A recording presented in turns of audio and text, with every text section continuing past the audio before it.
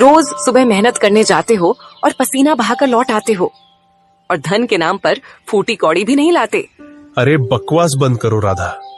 एक तो सारा दिन खेत में हल चलाता हूँ, ऊपर से तुम्हारी बातें भी सुनूं। समझ में नहीं आता कि काम करूं या फिर तुम्हारे ताने सुनूं। मोहनलाल को क्रोध भरी नजरों से देखकर राधा अचानक निराश हो गई।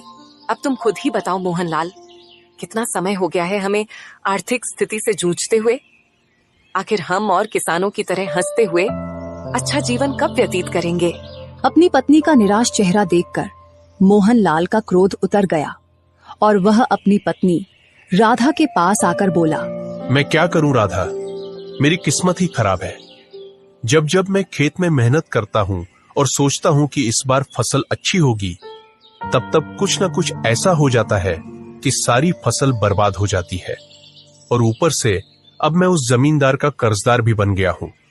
पिछली बार जब फसल खराब हुई थी, तब मैंने उस जमींदार से बीज खरीदने के लिए धन लिया था, और अब इस बार भी मुझे अपनी फसल अच्छी होती नहीं दिख रही है।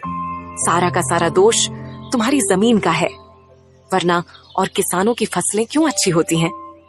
तुम्हारी ही फसल पर ही हमेशा कोई न कोई आफत क्यों आ जाती है? हाँ, कुछ भी हो, लेकिन मुझे विश्वास है कि एक न एक दिन समय जरूर बदलेगा। इतना बोलकर मोहनलाल अपने खेत में चला गया। खेत में मोहनलाल खड़ी धूप में मेहनत से हल चलाने लगा। तभी वहां जमींदार अपने साथी बलराम के साथ आ धमका, अपने खेत में हल चलाना बंद कर दे मोहनलाल। सबसे पहले मेरा वो धन चुकता कर जो तूने कुछ महीने पहले मुझसे कर्ज में लिया था। जनाब जमींदार साहब, आप यकीन रखिए, मैं आपका कर्ज बहुत जल्दी चुका दूंगा। हाँ, अब मैं तुम्हें और समय नहीं दे सकता। मुझे पूरा धन तुरंत चाहिए, वो भी ब्याज सहित। जमींदार साहब, आप भी तो देख रहे हैं कि मैं इस समय खेत में मेहनत कर रहा हूँ। कुछ दिनों की बात है, फसल आ जाएगी।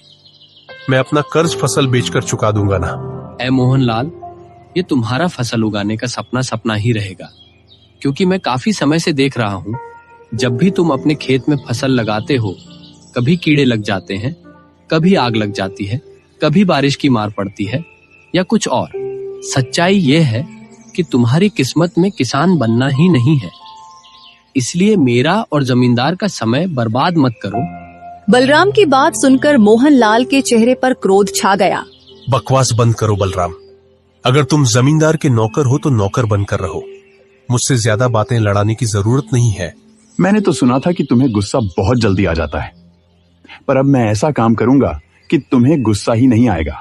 आप कहना क्या चाहते हैं?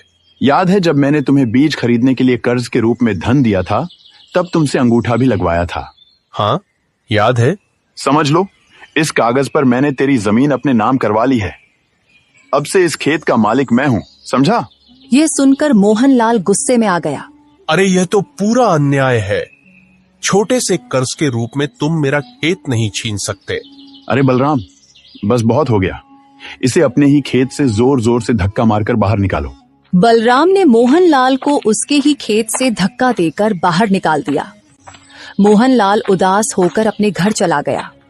उसकी आंखों में गुस्सा और अपमान की आग जल रही थी। क्या हुआ? आपका चेहरा इतना उदास क्यों है?